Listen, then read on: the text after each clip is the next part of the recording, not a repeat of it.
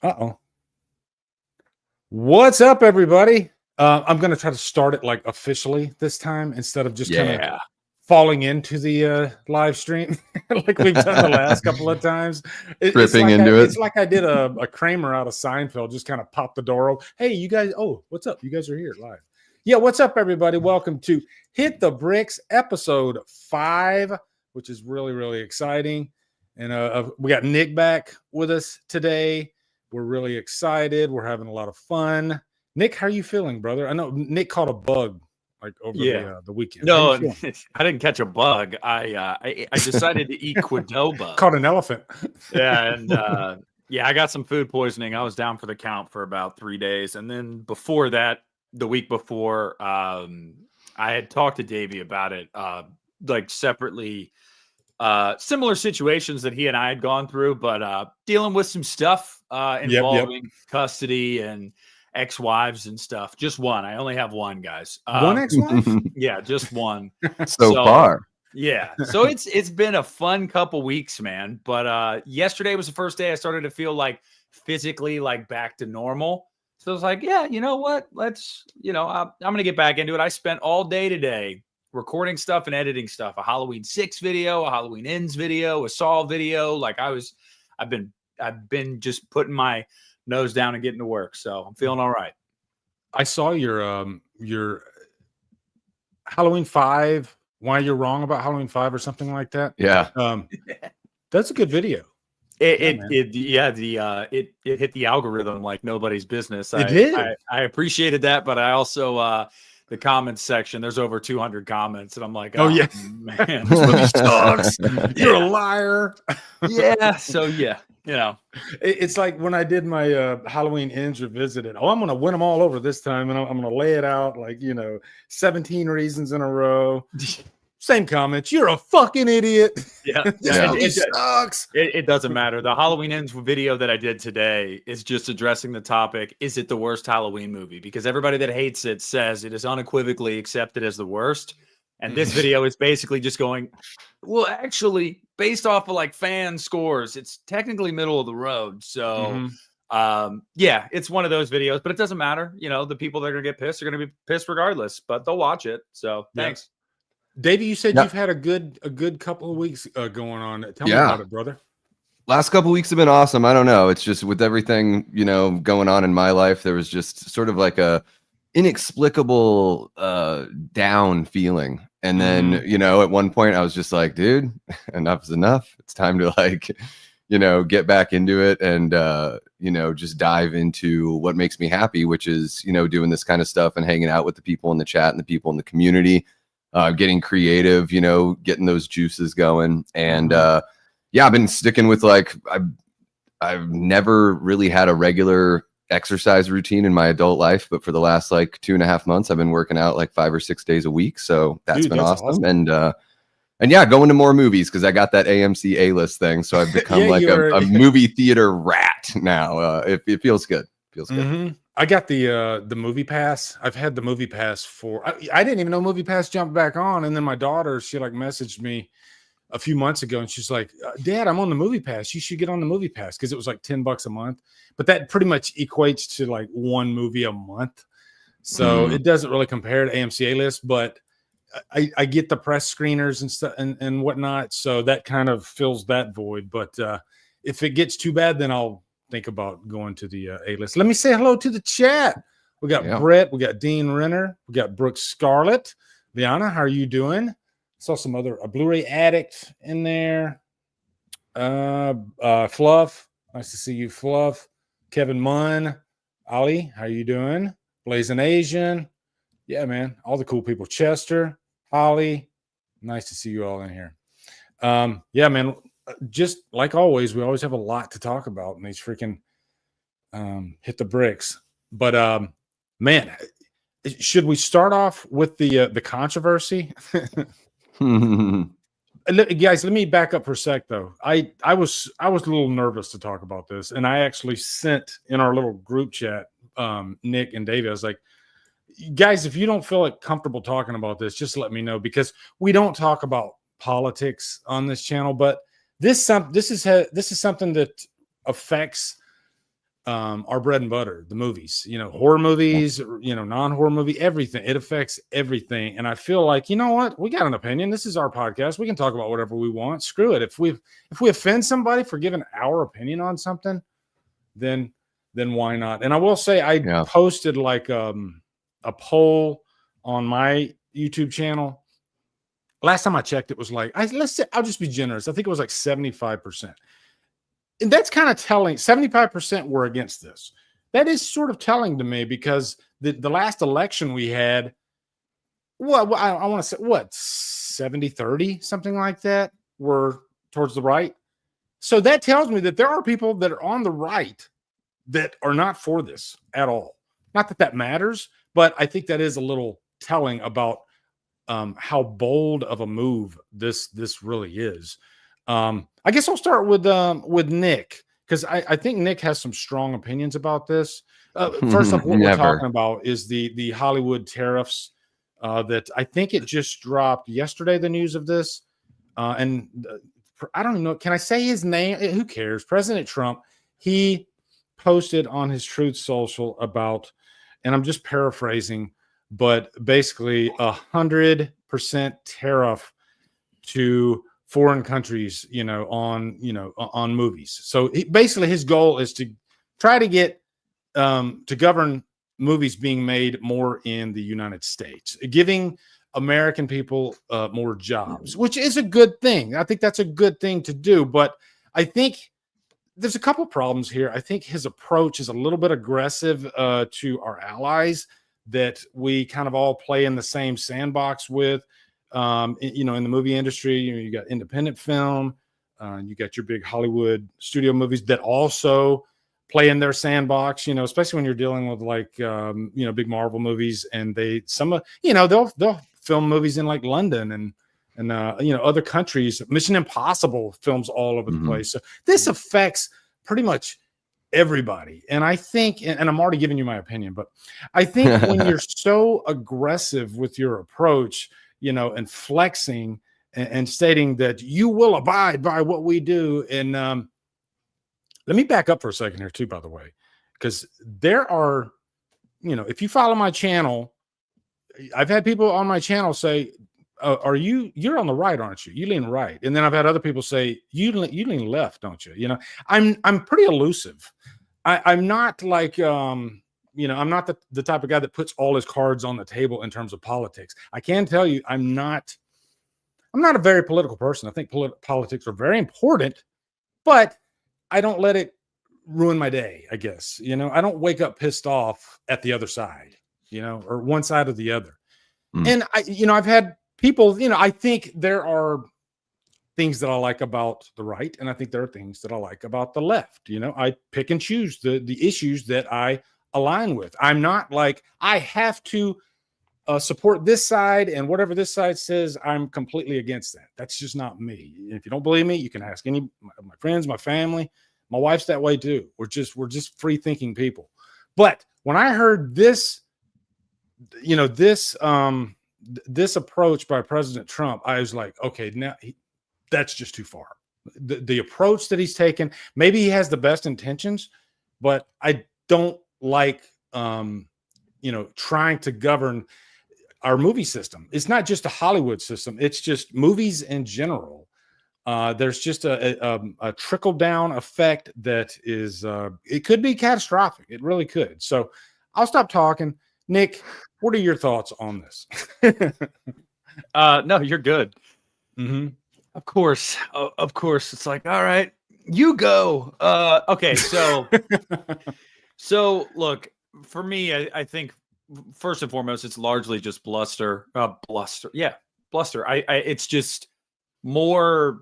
He's not happy with not getting certain trade deals with the EU and whatnot. So I feel like this is another way to try to. It's saber rattling. It really is. It's trying to stir up shit, really, more than anything. Because if you actually look into it, he cannot do this. The American government cannot do this unless it were one of two conditions: a security threat or an economic disaster. That's the only way he could implement a tariff on something like this. We are in neither by all metrics, technically. So no, it could not happen. So again, It's more chest beating.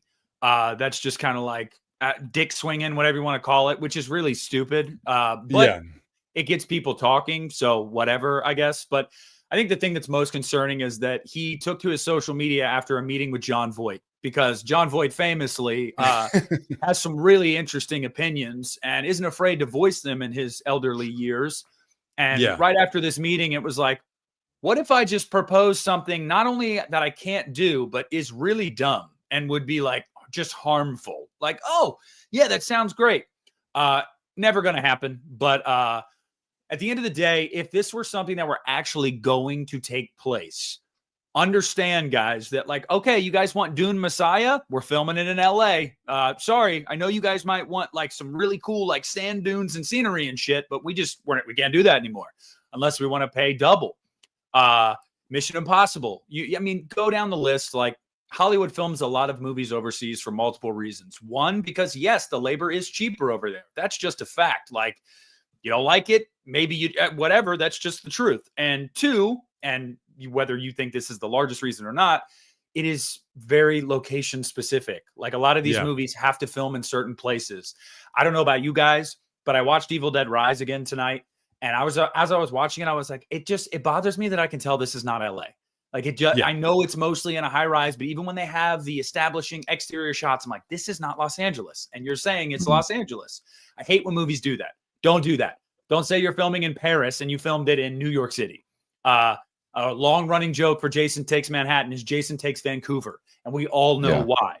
Yeah. Location specific. If you're going Hollywood films overseas for multiple different reasons, this is stupid. It's chest beating. And that's what I've got. Davey, what are you thinking on this? Davey might have a different opinion. Davey might be like, you know what, this is a good thing because of this, and this. I have no idea what Davey thinks. Okay, go. Maybe there is some good to it. Who knows? I think it's definitely like a lot of things that Trump does. It's a negotiating tactic. It's like a way to get people to the table and start maybe thinking creatively about how we can bring more movies back here. Because LA has made it very difficult to shoot there. It's very expensive. It's really difficult. But the cool thing about the Los Angeles area is if you travel within an hour to 2 hours, around the city, you can get like any sort of terrain that you want. So you can, if you're just east of Palm Springs, you're in the desert, you could film that for anywhere on earth. I've done that drive. It looks like it could be Afghanistan, it could be Arizona, it could be Texas, it could be wherever. So that's the cool thing about the Los Angeles area. And then, it's just one of those things where for a while it was just cheaper and it was easier to deal with the unions in other countries like Canada, so it was just one of those things where it's like, well, if they make it easier for us, then cool. And then it's gotten to this point now where a lot of these films where they make them in like New Zealand or Australia, the government subsidizes about like a third of the production. So if your movie costs $300 million or whatever, they're basically giving you $100 million credit. So in a way, it's kind of like a bribe that isn't called a bribe. So something has to give where we need to sort of meet in the middle. And it doesn't need to necessarily mean that all of these jobs have to be done outside of our country. For example, this hits close to home because my big brother is a visual effects artist. He's worked on Avatar, the first Avengers movie. He was one of the lead matte painters on Shutter Island, which is one of my favorite Scorsese flicks. Just recently, if you guys saw that Capital One commercial with Bateman, the Batman thing, my brother did a whole shitload of shots on that. So he was a big part of that commercial there. And this affects him in a big way and just other people in that line of work, because since we've recovered from COVID and everything like that, people were able to work remotely back then. But now that we've sort of had that recovery, a lot of these jobs are requiring that you have to be on site. So you can't work. So even if a movie is being filmed in New Zealand, they want the visual effects people there. So people have to like uproot their lives if they want to keep their livelihood going. So I'm not for, it's not that I'm for 100% tariffs on foreign films and whatever that would mean. I mean, as far as the Hollywood Reporter says, it's, no final decisions have been made. All options are being explored, and it would take a long time to make this happen. So if there's a way that we can bring more productions, or at least bring some more of these jobs back stateside, that would be great. And I don't think that necessarily like we need to lose out on filming locations and being able to sort of share the wealth with people across the world. So there's got to be there's got to be some way we can still make it, you know, make it to where people can still benefit that are living here in the States. And not to jump in before you talk, Lee, but No, just go ahead. piggybacking off of something Davey said, there are pros and cons to nearly any economic measure a president can take. Like there's always does the good outweigh the bad? Like that's so if this were to be something that would eventually happen, I'm sure there'd be pros to it, just as there'd be cons, and you have to decide, okay, well, are we gaining more or losing more in the long run? But my entire point here, and the reason why I just kind of roll my eyes at it is, again, like Davey said, one, it's very clear it's a negotiating tactic of some sort. And furthermore, Davey's giving a nuanced explanation. We're giving nuanced explanations as for or against it. This man does not have any nuanced explanation for why he said what he said. And mean, that's where I come down on it, is like, it was a bull in a china shop, pretty much. Exactly. And so it's like, you could get economic advisors to tell you, hey, this is why this would be good. These are potential pitfalls of it. But this was just solely born out of a conversation that was like, wouldn't this be, what if I did this just to kind of flex a little bit? And it's like, and that's what we don't need ever as a country. We never, I don't care who you are, who you support, we should take our time with big decisions, economic decisions. Like, we shouldn't just be like, you know what? Fuck that. Let's do this instead. That's why we have all these people in these jobs and positions of power, because they're supposed to advise us. So I think at the end of the day, could something eventually come out of it? Maybe. I mean, you'd have to see what loopholes. I'm sure that would go all the way to probably the Supreme Court eventually, if it was something he actually wanted to try to do. But it would never be an 100% blanket tariff on anything foreign like that. Yeah, there's just no way that would fly. Now, percentage, whatever, we could talk about that down the line. But yeah.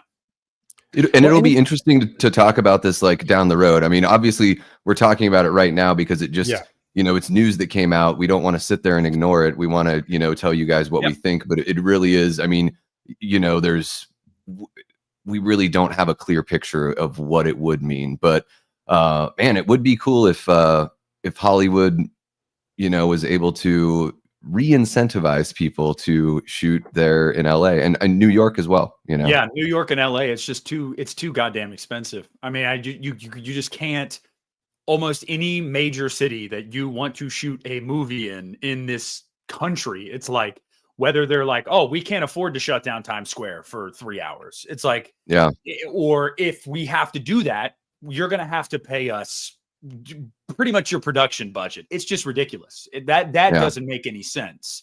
But I don't think that this is the answer to that. I think maybe we should attack. We should attack these studio heads. We probably not physically attack y'all, but if we want to look at stuff like that, like, one, we need to look at governors of certain cities, and then two, we need to look at these studios writ large. I mean, we could have a whole conversation about that, but like, one of the biggest idiots in the industry right now is David Zaslav. I don't know how he still has a job. He's an absolute moron.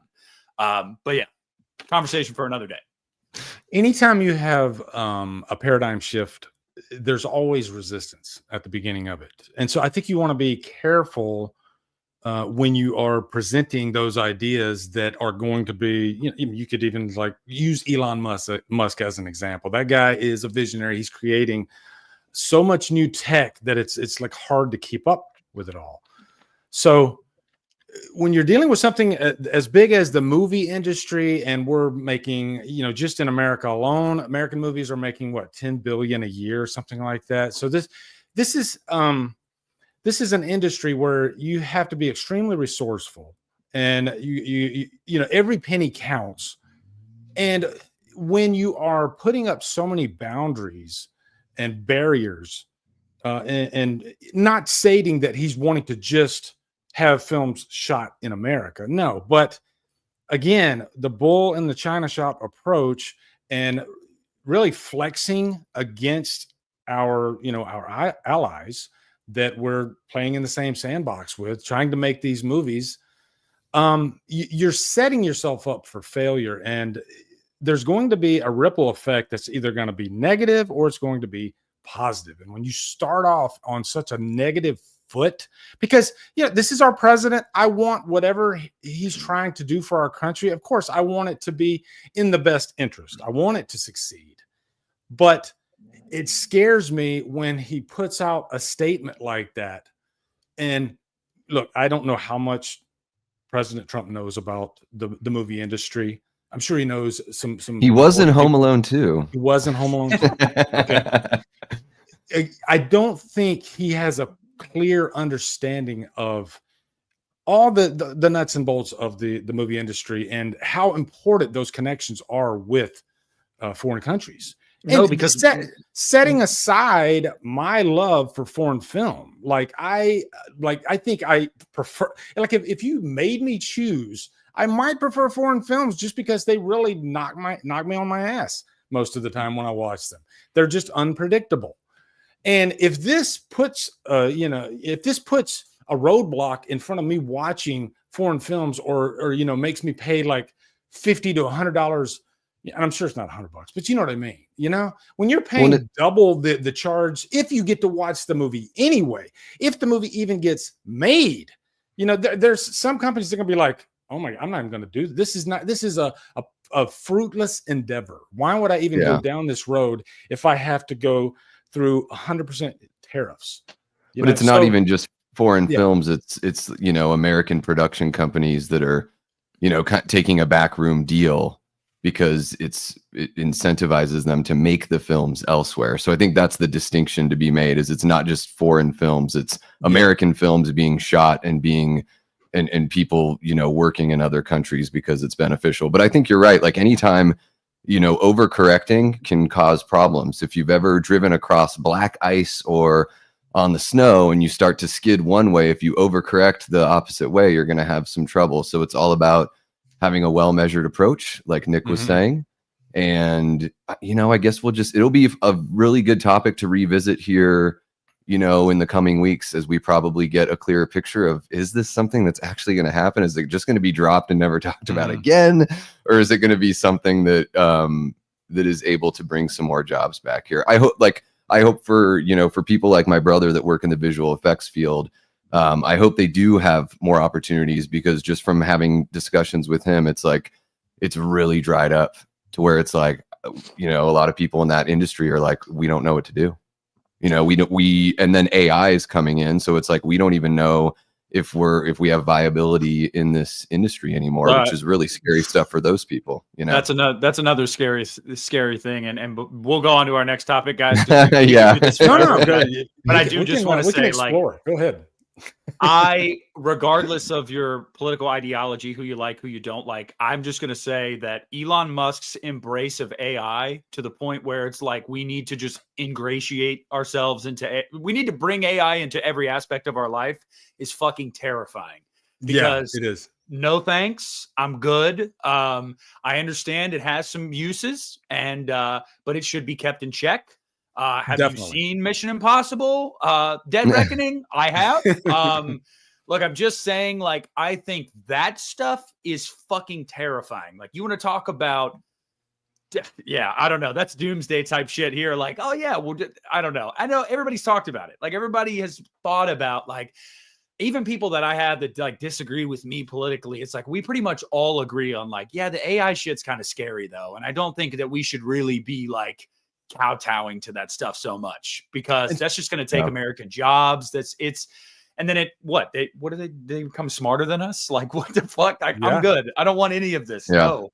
And speaking of AI, I actually asked AI on Google if Hollywood tariffs are a good or bad idea. I was curious to see because I think, now I could be wrong on this, okay? Because I heard some people tell me, where did you ask the AI? Because if you ask AI on Google, you might get a more politically driven type answer. Whereas if you ask it on another, I didn't have time to explore all of it, but I will tell you, I said it says 100% tariff on Hollywood could be a bad idea, potentially crippling the film industry and causing significant economic harm. It could lead to higher production costs, reduced competition, and a potential shift away from filming in the U.S. I'll just quickly read these ideas. I won't read through the whole, but because you get the idea. Increased costs, reduced competition, economic harm, potential retaliation, uncertainty and disruption. If you guys want to read that, because I have it there in front of you, you can. I read through it earlier. What AI is saying here does, it's not something I disagree with. And I will even say, when I posted my poll on YouTube, I said, if you could just maybe supply some reasoning of what your opinion is. The funny thing is, all of the detailed reasoning, and you guys can go look at those comments just to check me on this, but all the detailed reasoning was the people that were against it. There were a few on there that said, I'm for it. Not one of them gave a reason. It's like, how uneducated can you be? I guess. Okay. Hey, you'd be surprised. You'd be surprised. I'm actually not is that the internet. anymore. Yeah, I know. The internet, man. Yeah, it's Lee. If I listened to what the internet said, I'd be convinced that you get paid to say things about movies. Nothing surprises me. Lee, aren't you a Marvel shill? That's what we heard. I am. Right? I definitely am. I get my checks every month from Disney. Just so you can watch the movies early. There's another soundbite. I wanted to let's shift to the next story. Okay, let's go with something lighter, and I want to see what you guys think of this. I'm going to play you a little video. This is we're shifting to Scream 7. I wasn't going to talk about Scream 7, but a video popped up on X that I just had to include in this because, and I'll let my audience tell me if they're hearing something different than I'm hearing, or maybe just Matthew Lillard. Like, I don't know. Maybe I'm not understanding what he's saying. Okay, I got it right here. So let me shift you guys over here so you can see what I'm looking at. This is interesting. I'm going to play this and then we'll comment on it, okay? All right.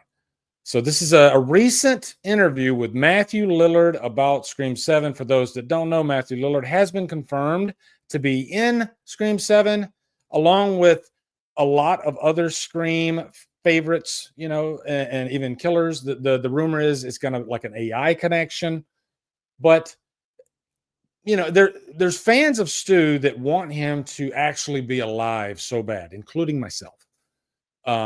It's selfish, I know, but yeah. So anyway, let's listen to this. Let me back this up. But before I let you go, I can't let you go without asking you, what does it mean to you to return as Stu? It's good. I mean, I'm really excited. I think that there's a lot of candidly, I don't want to screw it up. And I've said that now a couple times, but I hope that fans are as excited about me coming back as I am. I mean, I've been petitioning to be, I've said for the last 20 years that Stu is still alive. And I'm finally glad I get to sort of prove that. But I'm nervous. I mean, if I go out there and chew scenery and people hate it, then, I mean, it could go bad. And that's the scary thing. The scary thing is that, I was perfectly happy living as sort of I did something cool a long time ago, but to go back and try to do something else is, it's a little worrisome. So Ghostface is not one more time. Coming back as I am. I mean, I've been petitioning to be, I've said for the last 20 years that Stu is still alive. And I'm finally glad I get to sort of prove that. But I'm nervous. Just let that sink in for a sec, okay? What he just said.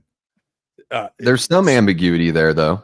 A little bit. And again, I'm the guy that wants it to happen. So of course I'm gullible Gary on this. But what he said was, I'm the guy that's been wanting Stu to be alive for the last 20 years, and I'm paraphrasing, but I'm glad to finally have the chance to prove it, that he's alive. Wow, that's a nugget right there. All right, hold on. That's just insanity to me that he said that. So did he say that on purpose? And is he trying to throw a shitty pickle on us, a Sergeant Shitty Yeah. Pickle on us, or did he slip up maybe, or does he even just? You know what? I don't care. I'm happy. I'm just gonna let the people know that hey, Stu is alive or could be alive. Well, Jamie nails it there. She says the password is sorta. So when he says sorta, it means that he gets to perform as Stu. We just don't know in what capacity.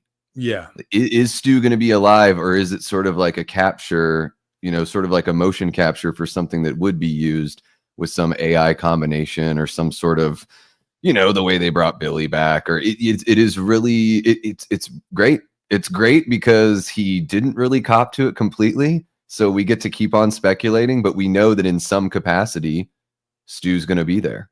We don't know how. And so yet another layer of mystery added to the Scream 7 story here. Nick, thoughts?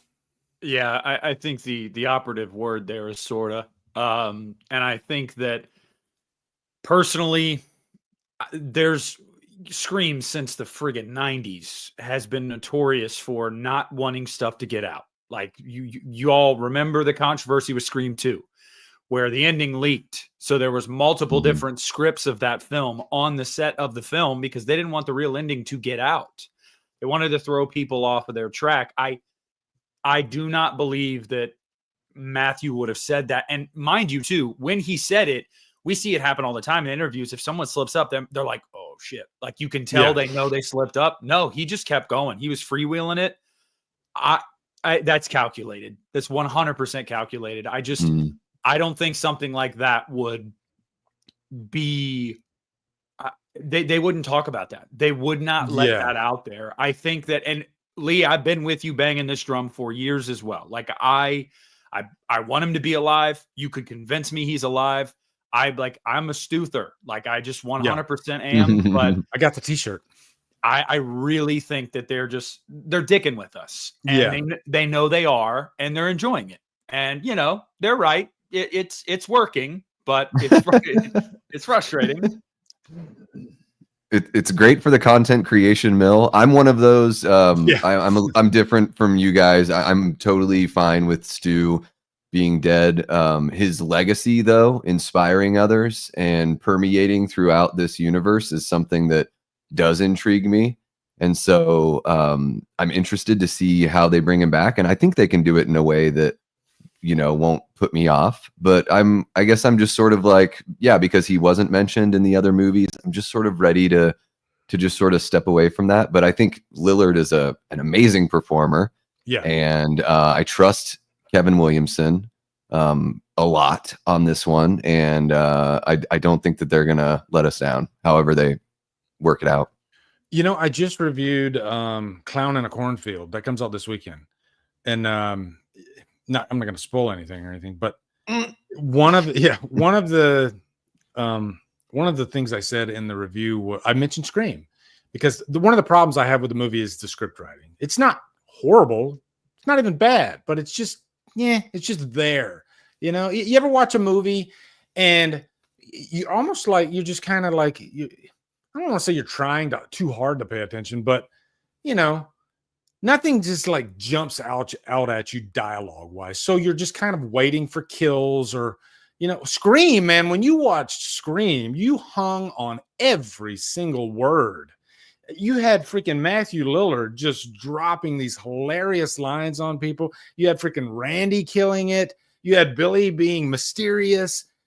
Everything just worked and fired on all cylinders. And I think watching that movie, Clown in a Cornfield, because it's sort of the same type characters, it made me appreciate Scream. And I think maybe I took Scream for granted a little bit all these years, because I started thinking about, man, give me some really good popping dialogue.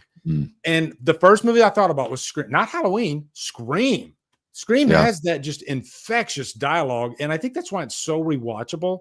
And that says a lot for a whodunit, because it's probably the most rewatched whodunit maybe in history, is as far as horror fans go, just because that dialogue is so good. It's juicy dialogue.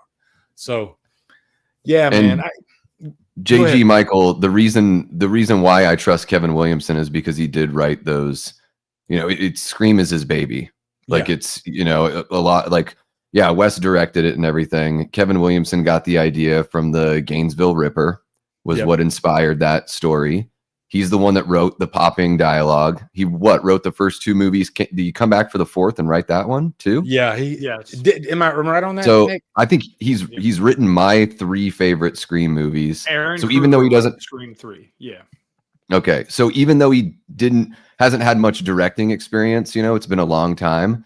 I think one of the things that brought Nev back to this franchise was not just the money, but it was the contingent that Kevin be the one to come back, because it was something that they had sort of daydreamed about early on in the franchise's life.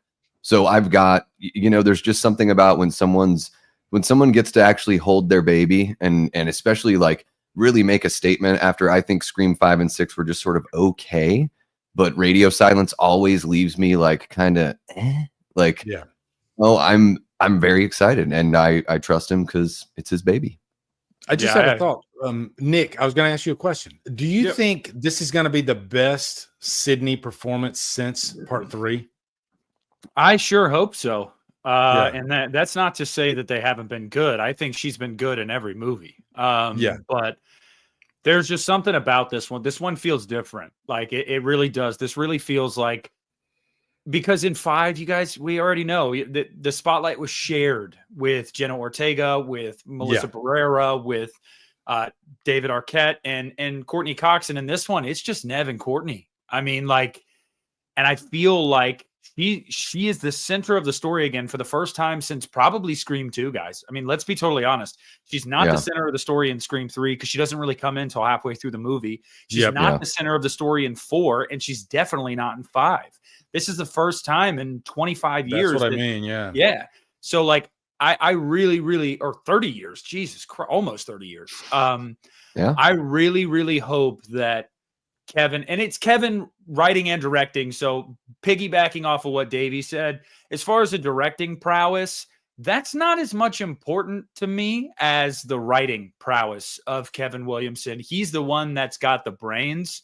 When it comes to Scream, he's the one. The most effective twists in the Scream franchise, they were written by Kevin Williamson. So I'm gonna trust in that. But yeah, I really do think this has the potential to be like Nev's.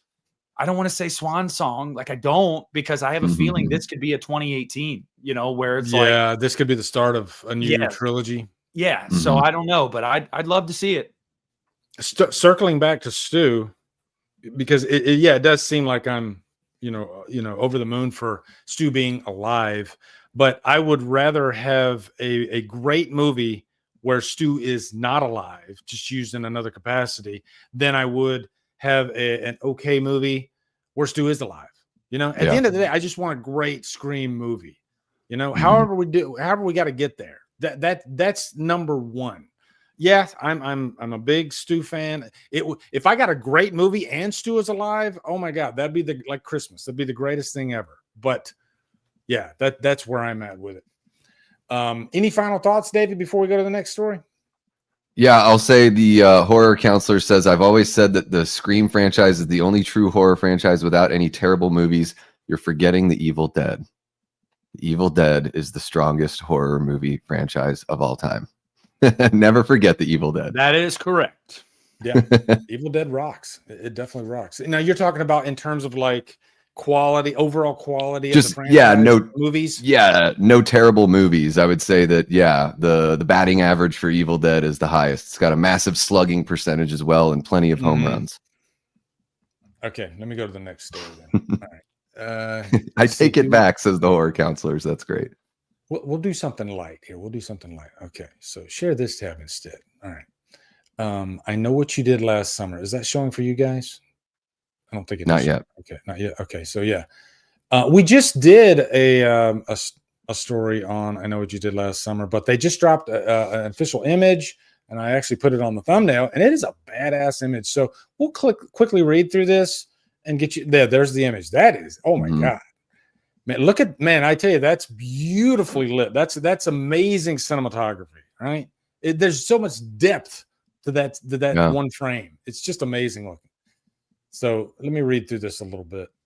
Today is a big day here on Bloody Disgusting as it marks the launch of our massive summer preview, which will feature 30 plus horror movies you don't want to miss this summer, along with the brand. It's hard to keep up with all the. I got like a Rosario. I got to watch that one. I think I'm gonna watch that one. There's so many freaking horror movies. It's tough to keep up with them all. Final Destination. One of the biggest titles slashing our way this summer, of course, is I Know What You Did Last Summer. Jennifer Love Hewitt and Freddie Prinze Jr. are both back for the brand new sequel to the 90s slasher with Jennifer Caton Robinson in the director's chair. Caton Robinson teases an exclusive chat with Bloody Disgusting. The Fisherman is coming for everyone. Each of our characters end up face to face with the slicker. Is that what it's called? And only some of them make it out alive. Surviving is definitely not in the cards for all of our players. I hope not. It's a slasher movie. Yeah. Sony has also provided Bloody Disgusting with an exclusive first look at The Fisherman from the new I Know What You Did Last Summer. Let's see. Is there any more pictures? No. Okay. And we don't need to look at the trailer again because we already saw it. But yeah, there's a final look at that picture. Man, Nick, does that kind of boost your anticipation for this movie? Like, where are you at with I Know What You Did Last Summer? Take me back. So it's interesting because, like, I've always liked the first two. Yes, I also like the second one. I'm sure you guys probably do as well. It seems like people like, I don't know, like people that remember early 2000s, late 90s, that era, like there's a soft spot for certain movies like that. I still know is fun. I like it. I like both those movies. So I was kind of like, we're doing a requel to this. Like, I don't know. It's been a long time. I don't really. And then at first it was Jennifer and Freddie were not signed on at first. When it was like first announced, there was no word that they were actually going to be a part of it. Remember, if you guys remember, talk had started that they were going to do one and that they were in talks. And then there was no update on that. And the movie was going forward and people were like, oh shit. Like, what if they're doing this, Scream 6, like sans the OGs? And so for me personally, I'm actually really looking forward to it now because although I didn't know if it needed a requel, I knew that I had accepted we're just fully in 90s nostalgia right now. And this was bound to get cribbed off of again, so might as well. And when they got Jennifer and Freddie back, I was like, okay, I'm in.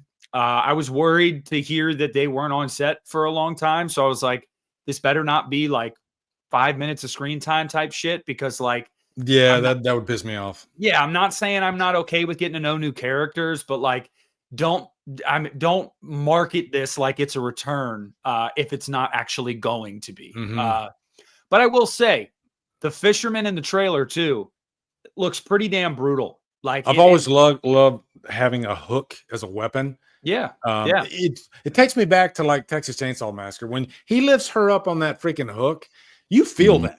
Like most slasher movies, when they're doing their slashing, you don't really feel it. But for some reason, man, you felt that freaking, like you probably like did, arched your back a little bit. Oh yeah. JG Michael says, hot take, I Know What You Did Last Summer is mid, but I still Know What You Did Last Summer is peak. I completely agree. And the funny thing is, when I first watched I Still Know What You Did Last Summer, I wasn't the biggest fan of it. Having watched it again because I reviewed it a few years ago, which funny enough, if you watch that review, I was kind of proud of this because the whole movie takes place during a hurricane, like a big thunderstorm.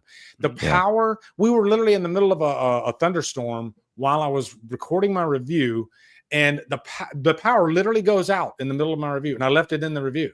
I'm like talking, and all of a sudden it just goes black. You can go watch the review right now. And then I'm like, shit.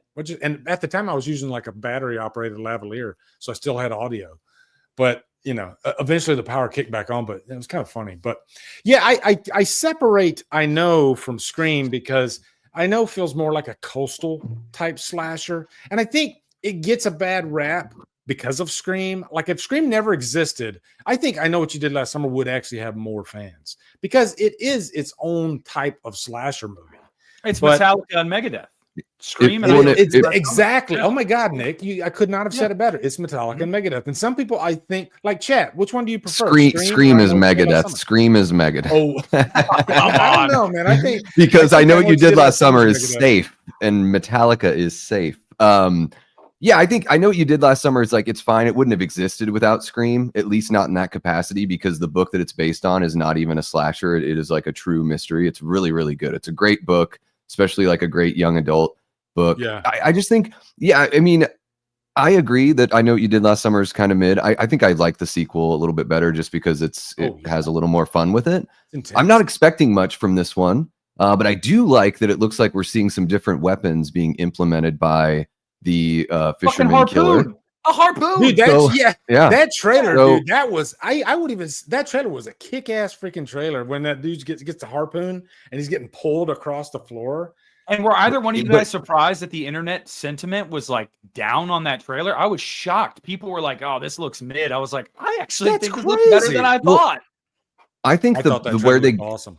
where they're getting it wrong, I think, in this one is that they're pretty much remaking the story from the original.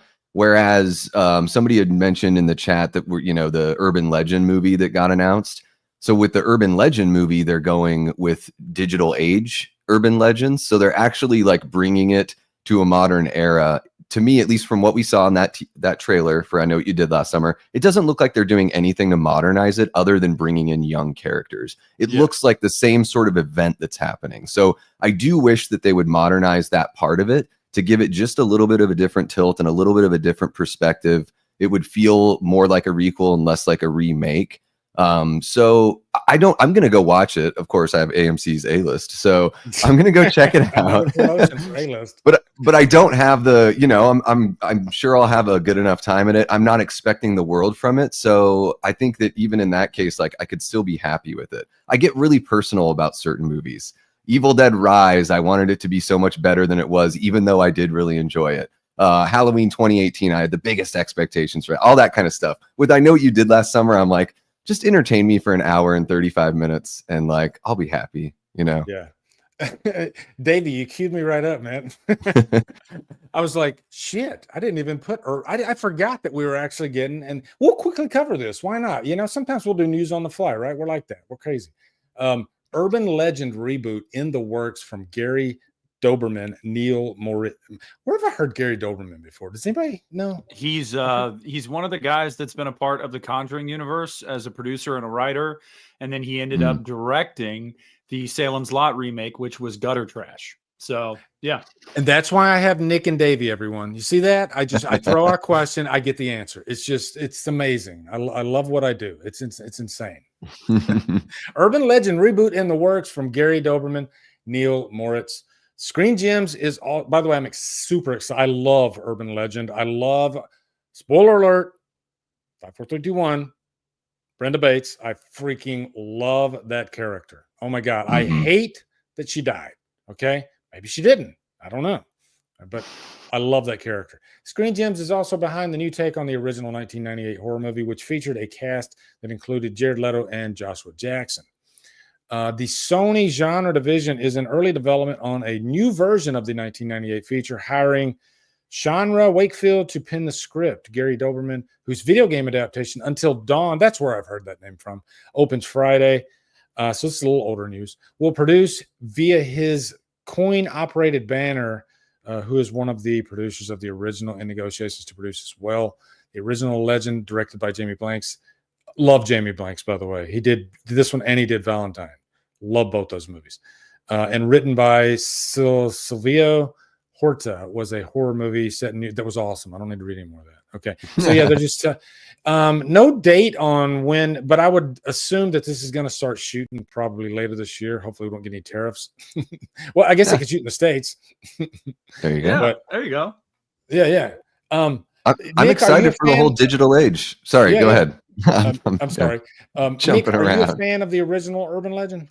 Of course you Yeah, are, right? yeah. No, it's my era, 90s kid. So yeah, I have a soft spot for Urban Legend, even the second one to an extent. But I got to tell you the truth, guys. Gary Doberman being a part of this, I was kind of immediately turned off. Like, I'm not gonna lie. Wow. I had high hopes for Salem's Lot, man. I really, really did. Yeah. I love that 79. Oh, and it was very disappointing. And the thing that was the most disappointing about it for me was, as I was watching it, I was like, wow, I am seeing so many Conjuring universe tropes in this movie. And it makes total sense because of Dauberman. Yeah. And so hearing that he's a part of this, I'm like, oh God, I don't want Urban Legend meets The Conjuring. Like, I don't want this shit. Like, so I'll see it. I hope it's good. Again, I said 5 minutes ago, we are fully in the throes of 90s nostalgia. This was bound to happen. Which is funny enough. 2 weeks ago, I did a live stream with my buddy Justin, and we were talking about this, and I literally said, Urban Legends, it's bound to get remade soon. And the next day, this was announced. I'm not even kidding. And so I don't know, man, but I'm not a fan of Dauberman. And I didn't see Until Dawn, but I heard a lot of people say that movie was basically formulaic bullshit too. Yeah, so, man. That's the movie that I like. When I saw the trailer for Until Dawn, I was like, oh my God, that looks amazing. They're going to do a happy death day, but they're going to make it really violent and bloody, but they're just going to repeat it. And I was all for that. But the characters are shit. That's the problem with the movie. The dialogue sucks. The characters are throwaway characters. And the kills aren't even like, they don't like the killers aren't that freaking cool, even though they look cool. But it's just not a very well put together movie. I guess, it looks nice, but Urban Legend is the Anthrax of the 90s era. It is. We got the Megadeth, we got the Metallica. Who's Slayer? We got Who's Slayer? Who's Slayer? Where's the Slayer? We're still waiting for it. Yeah. But that'll be the title of this clip. Urban Legend is the Anthrax of the 90s. It is definitely its own thing, just like the other two, because it everybody loves those old urban legend stories. I think even When a Stranger Calls, that is based on an urban legend.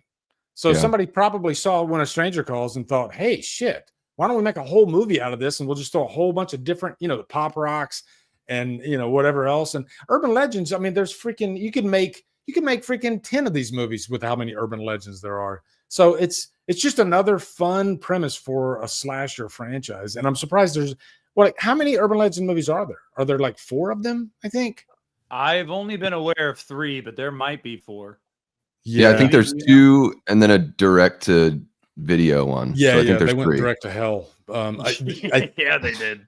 Yeah, I think they got one from MTV's The Real World. She became an actress and she was like in the 3rd movie or something. Oh, geez. I can't even remember the 3rd movie. I just remember it's the same thing as I'll Always Know What You Did Last Summer, where I watched it one time and I was like, this is fucking awful. Fucking horrible. And I've off just a cliff. Blocked it out of my brain. Memory dump. Yeah. Yep. Yeah, I think that first movie is really fun. It is. Awesome opening scene there with Brad Dourif. So you get like a really cool, memorable opening. Great kill there. I love Michael Rosenbaum as a performer. He's really fun in this one. Danielle Harris. Yeah. Oh yeah, Inside of You is great. Danielle Harris is like the hot, horny goth girl. Like I always forget that. Cool to see her there. Bring her back. Bring her back for this one. Even Tara Reid works in this one too because of the character she's cast as. So, and again, I think that updating it with the digital age. So we're gonna see like kind of creepypasta, urban legends, like that kind of like. I think that's the the hook that is gonna make this, at least for me, a little more interesting than just doing a run of the mill remake. So I do like that. Yeah, I'm really curious about this one. Calling it right now. I think they're going to bring back Brenda Bates.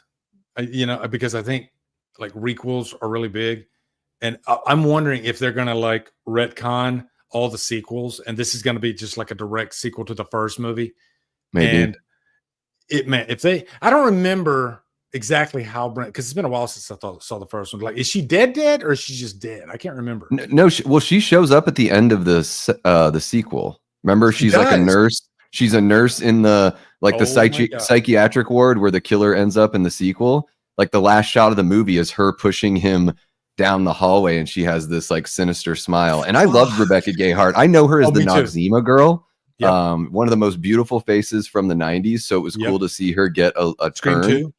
And it was the first time. I mean, it was, I guess, the first time that you have like a teenage like female slasher villain, because of course we had Billy's mom in Scream 2, but it was kind of novel at that time, you know, to go that route. So she's yeah, I think- probably begging to come back. Like, I guarantee she's probably talked in somebody's ear to get in this next movie. I wouldn't doubt it. Let me get I'd the be super down. chat real quick. I wouldn't kick her out of bed for eating crackers. Not at all. Bronson Wright Wolf, what's up, brother? He says, I asked several people this question. I've always liked Michael J. Fox as Stuart Little. What is your favorite Michael J. Fox movie or role besides the Back to the Future movies or Family Ties? Well, this is, I mean, I can jump right in here. Teen Wolf. I mean, I'll be controversial. I prefer Teen Wolf over Back to the Future, and I freaking love Back to the Future. Okay, saw it in the theater back in '85. Teen Wolf has my heart. I've often said, like, and this is a good question for you guys too. Is there a character in any movie which you like? You say to yourself, "Hey, that's me." Like, I align with this character's traits. For me, I've always felt like I align with Scott Howard in Teen Wolf, Michael J. Fox. I wasn't too popular in high school, but I wasn't like too nerdy. I just kind of like rode the middle. That's the way I was. I was nice. I was friendly. I never like really got into fights or anything like that. I never bullied anybody. I was Scott Howard. That's really who I was in high school. So I just love the lessons that movie has in it about, you know, with great power comes great responsibility. They literally say that line in the movie. So yeah, that's definitely, I love Teen Wolf so much. That's one of my all-time favorite films, if I'm being honest. Even with the guy at the end with his fly open, even though they found out it's a girl.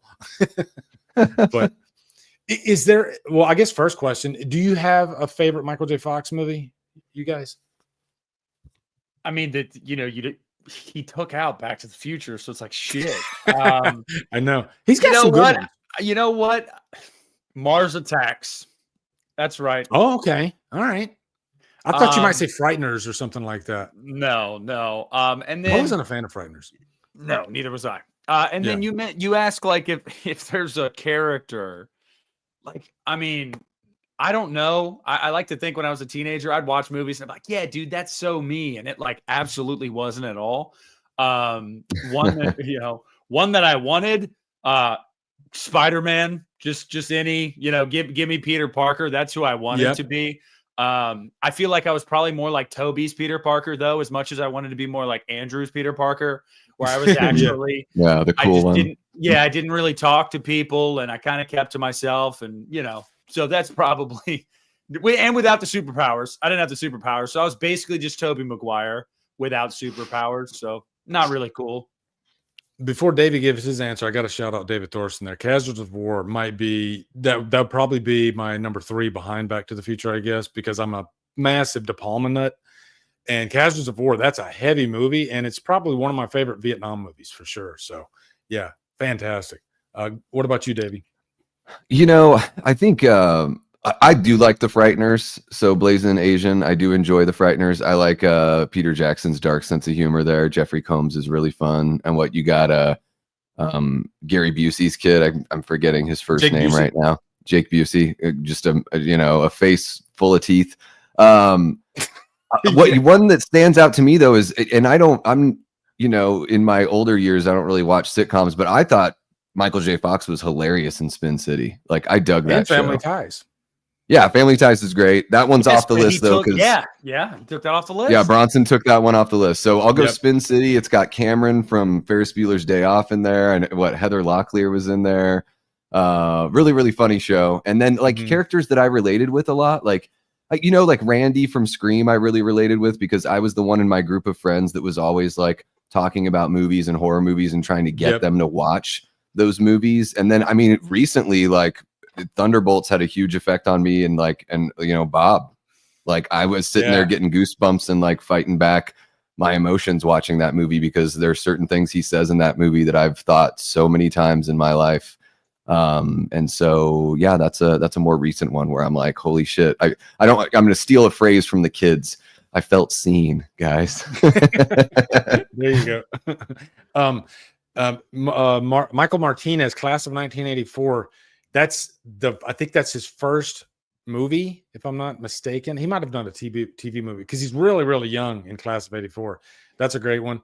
And last, Secret of My Success. Oh my God, I've seen that movie so many freaking times. It's great soundtrack. Yeah. So many funny. It's got the boom, boom, chicka, chicka, Oh, that's great. boom. Yeah. So, I Nick, have wanted- you seen Thunderbolts? I have not. I saw that they're rebranding it now. Feel like that's an interesting decision. Yeah. Is that a first? I don't know, man. Kind of a spoiler. Yeah, it is kind of a spoiler, and I mean, it's all over the place. They're like, "Hey guys, by the way, this is the name." They of had the to get through movie the now." weekend, and then they were like, "Okay, let's try to get some more numbers. So let's go ahead and change the name." But I was thinking, Mhm. is this the first time in history that a movie's changed its name after the opening weekend? The only thing I can think of that's even close to this in my lifetime, and it wasn't the same thing because it was right before the movie came out. Where, if you remember back in the 2010s, when Blair Witch was called The Woods up until right before it came out. And then I remember that they did the premiere at some festival like 2 or 3 weeks before the movie came out. And everybody went into the premiere and there were posters outside that said The Woods. And when everyone came out, they had switched all the posters out to say Blair Witch. Wow. And that's insane. That's when the news broke, like, this is actually a sequel to the Blair Witch Project. But that's the only thing that I can think of in my life that's even close to this. And even then, that was the 11th hour, but still before the movie came out. Yeah, they did it with that movie that ended up being called The Watch. It was called Neighborhood Watch. And then there was the whole George Zimmerman, Trayvon Martin thing that happened that they were like, well, we don't want to associate with like the Neighborhood Watch, so we'll just call it The Watch. And then more recently, totally after the fact, but that Mission Impossible movie, Dead Reckoning Part 1, they're like, no, not Part 1 anymore. Yeah. Well, I won't spoil anything. Somebody mentioned Harley Quinn as well. That did happen too. Yeah. Oh yeah, because it had that super long title at first. Yeah. So I won't spoil anything, Nick, but I did go see Thunderbolts for a second time on Saturday.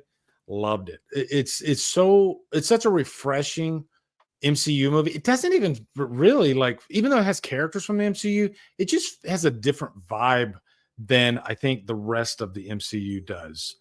And there's like Incredible Hulk 2008 has a different vibe too, but I kind of like that when the MCU steps outside of its comfort zone and says, hey, let's make a completely different, quirky type of movie. Let's even change up the cinematography and let's have some deeper stuff, like, characters that are actually depressed. And I like that this movie had the balls to explore themes like that, depression, and it really leans into it, but it still finds a good balance. And it's still very fun, very action-packed, funny at times. If I had to critique it, if I had to give one little negative, maybe they tried to lean a little bit too much on the comedy at times when they didn't need to, but you're going to get that in the MCU. Yeah. I'm going to definitely see it a second time for sure. Yeah.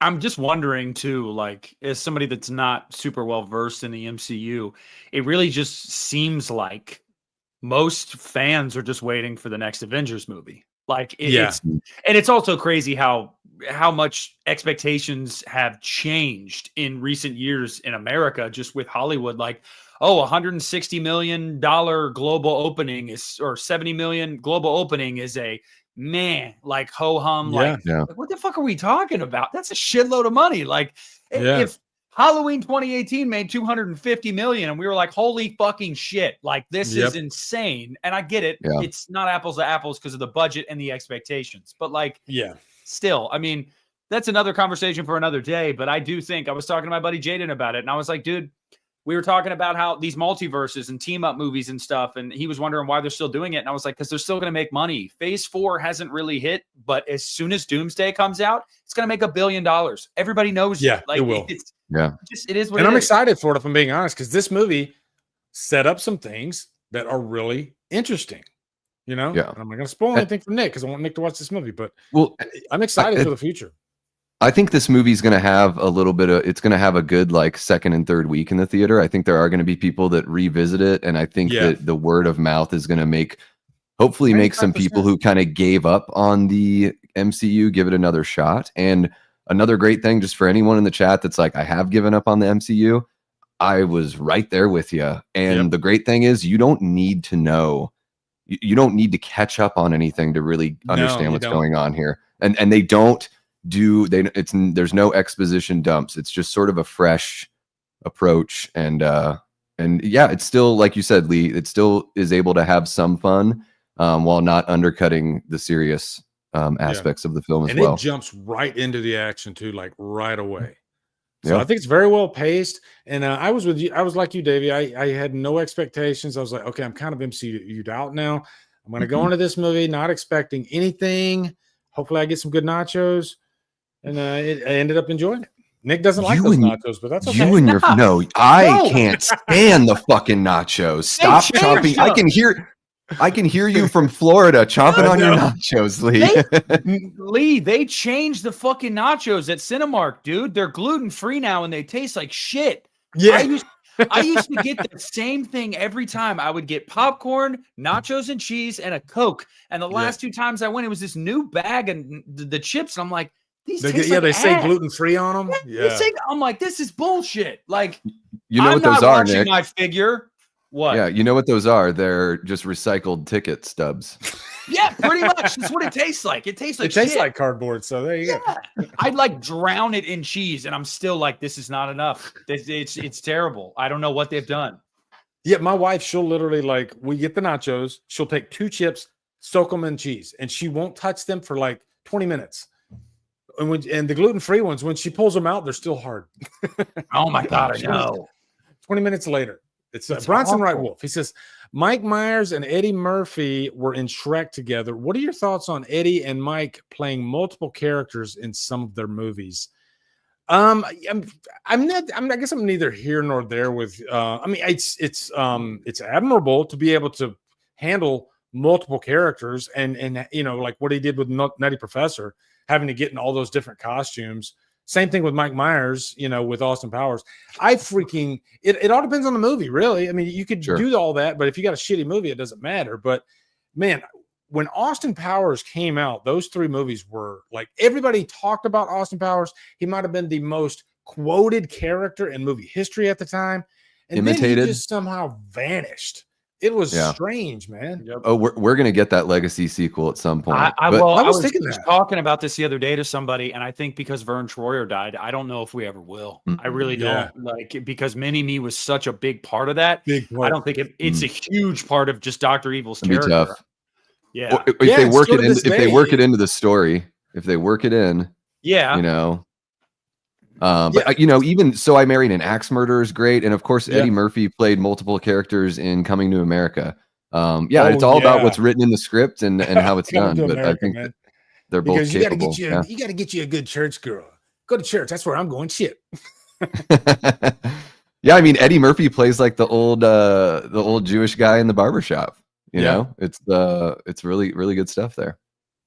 Michael J. Fox played multiple characters in Back to the Future Part 2. He sure did. And 3. He plays his great grandfather. He sure did. They earned their money. Seamus McFly. Mm-hmm. Yeah, Seamus. Yeah. I love Back to the Future Part 2. 3 kind of falls off for me a little bit, but you know, it's still a good closer to the trilogy, I guess. Let's move on to the next story though. Let's see, which one do we want to go with? Do we want to do Sora? You know what? I'm dying. I haven't watched a couple of these trailers, so let's do a trailer story. So let's go to this one. Share this tab instead. And then I can close this. And I can close this, close some of this crap. Shit. Okay. We're not covering weapons. All right. I swear, weapons is the Matt Damon of Hit the Bricks. I swear I think for the last 3 Hit the Bricks now, we were going to talk about weapons and we never get to it.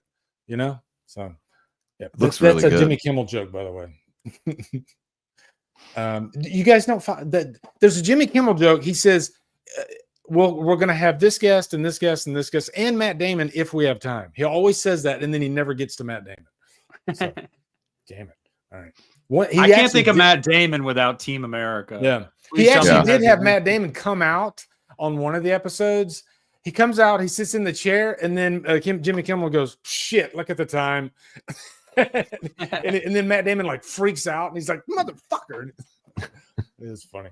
Okay. Fear Street Prom Queen. I have not. Have you guys watched this trailer yet? Yeah. I have not. I haven't watched it. it. Sorry, now I'm just thinking of Team America. Yeah, dude, Team America's about Matt Damon. Hans Bricks. I know the entire "Everyone Has AIDS" song. I've known Yeah. that song since I was like a fucking kid. All right. We need a What's sequel to the- that. What's the Yeah. woman song? Feel like a woman. I can't remember the is. Are you in Team America? Yeah, Team America. Oh God, the only songs I remember are "Everyone Has AIDS" and Kim Jong. Freedom Un. Casab- fuck Freedom yeah. Casablanca 5. Well, yeah, that, yeah. Yeah. The vomit scene in the alleyway went Yeah. from funny to not funny to funny for me all No, within no. like a minute. No, It was no, no, amazing. no. That movie has the worst fucking puppet / doll sex I've ever fucking seen. Oh, Okay? it's great. If you think Oh, it's Bride of great. Chucky is cringy, no, this shit, it's awful. The love scene between the two dolls. Yeah, it's This is what you come for when you The tune unrated into version Hit is the the way to Bricks. go. Yes. Okay. Fear Street Prom Queen. I'm a big fan of the Fear Street trilogy. I enjoy those movies. This comes to Netflix on this month, May 23rd. So let's just go ahead and jump right into this trailer. Here we go. Coming to you live from Shadyside High. Only 2 days to go until senior prom, and anything could happen.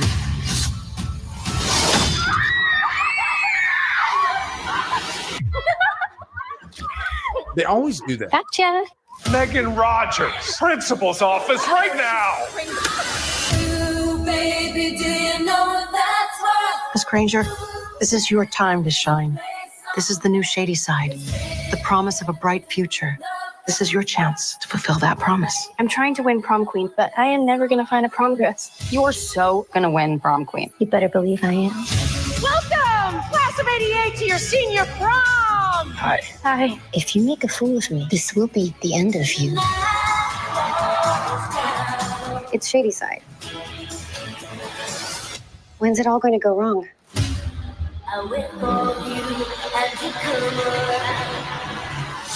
Yeah.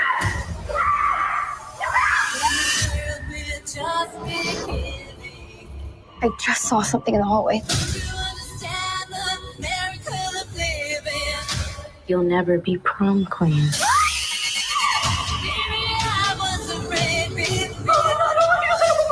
Megan, go! I know how it sounds. A whole bunch of people have disappeared. Where are all the prom queens? We're trapped! How do we get out of here? Wowzers. This is a very special night, and someone is ruining it! Put the music back on. I'm gonna cut the bitch that did this. You having a good night? Good. Oh, yeah. Oh my God, the use of heaven as a place on earth. That was so fucking good. Yeah. Oh my God, I loved I didn't even really pay much attention to the fucking trailer. I was like, oh fuck yeah, I love this song. Oh yeah, it's a great song, man. I'm totally. I mean, I love the last three movies. They're fun. They're bloody. They have good stories too. I'm wondering if this is just going to be a self-contained story, whereas the last three they kind of intertwined.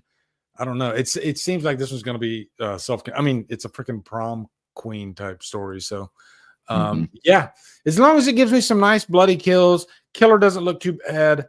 I'm a sucker for high school slashers. I think I prefer high school slashers over any other type of slasher if they're done right. They're just so freaking fun. And I think nothing beats 80s high school slashers. So this one's set in the 80s. So it could be really fun. What do you guys think? I like the vibe. I like the vibe of it. I obviously the music choice is just whatever, like there are certain trailers when they use a specific song. If it just works, it works. And I'm just like vibing to it. So like, I'll watch it.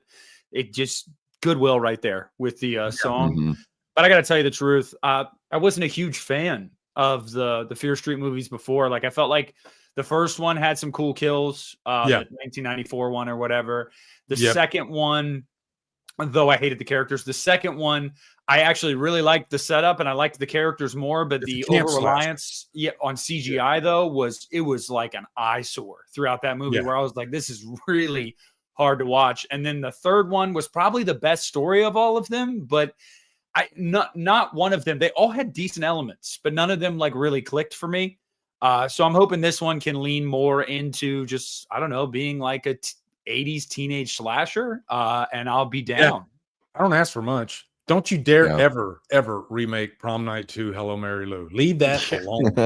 You don't touch that. That's sacred ground. Okay. It's one of those, and this is a good question for you. Davey, I'll get your opinion on the thing in a minute, but there are certain movies that I don't think you should touch. You should never remake for a variety of reasons. And I think Prom Night 2 is just so wild and weird that to make a movie that it should be horrible.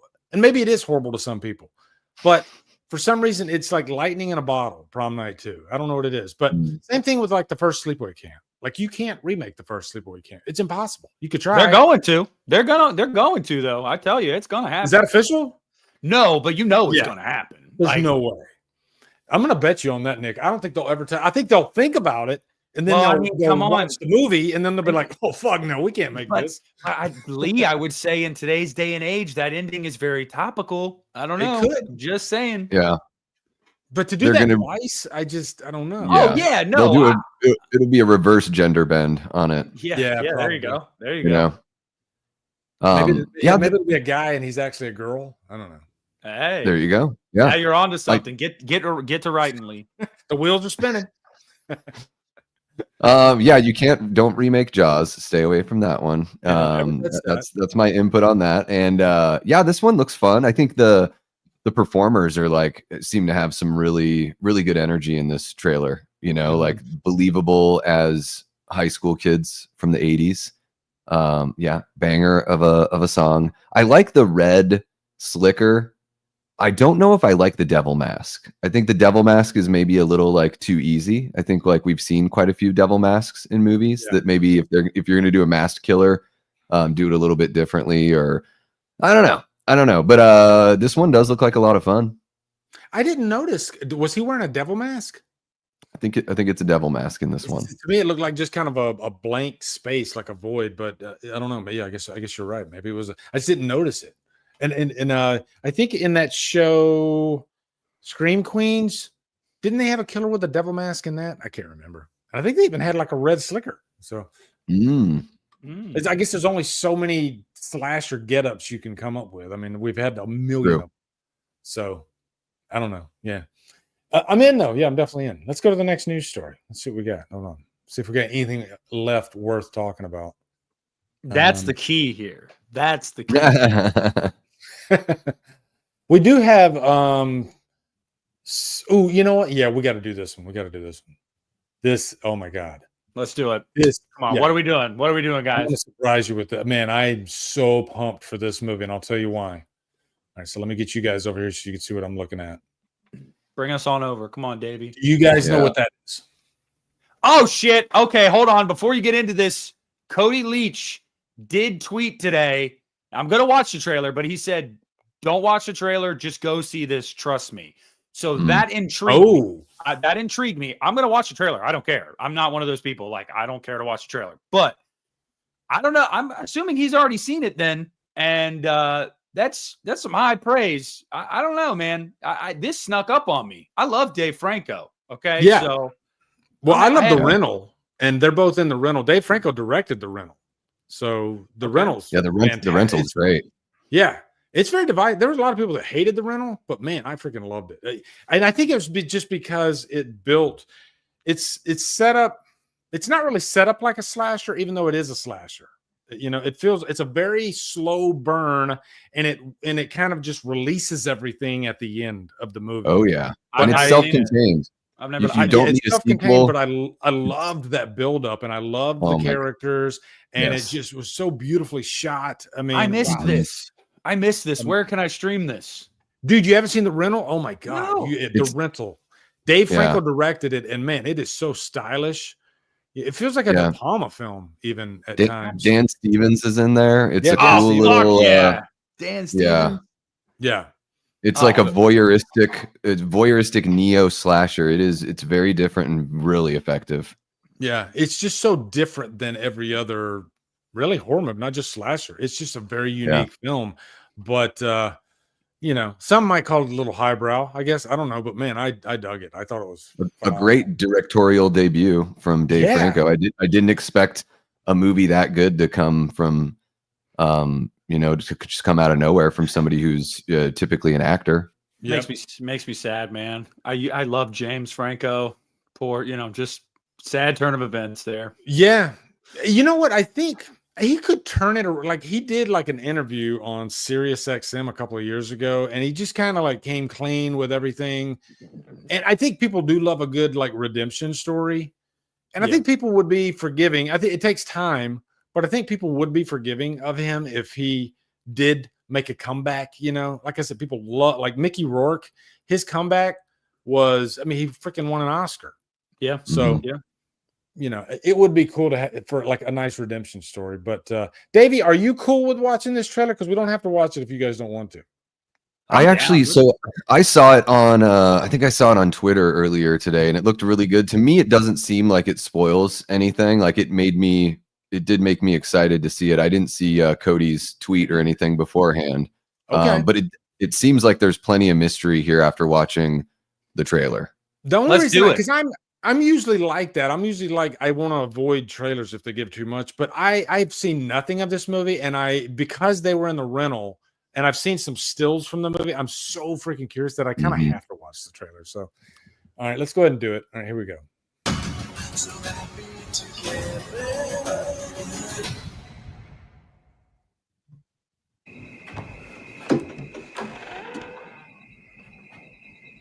I love you.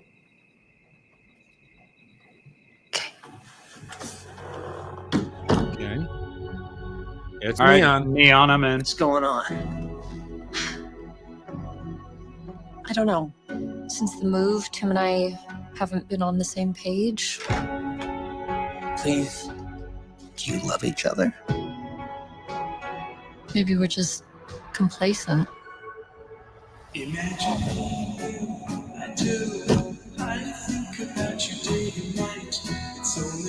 Well, you know, complacency can sometimes simply be. Oh fuck! Ah. Ah. I knew it was body horror. You know, this could be the beginning You roll over, you're on my hair. of something wonderful. Tim. What the fuck? The thing. We spend our lives in search of the other half. If you think you found that, don't be so quick to let it go. I think something's happening to us. Listen to me. Listen to me. We've got to get out of here.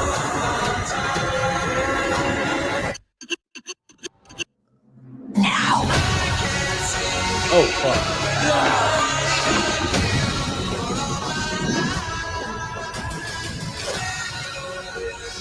It's gonna be okay. It's gonna be okay.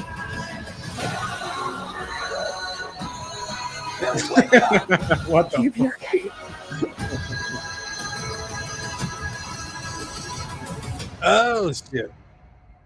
Whiskey for the pain.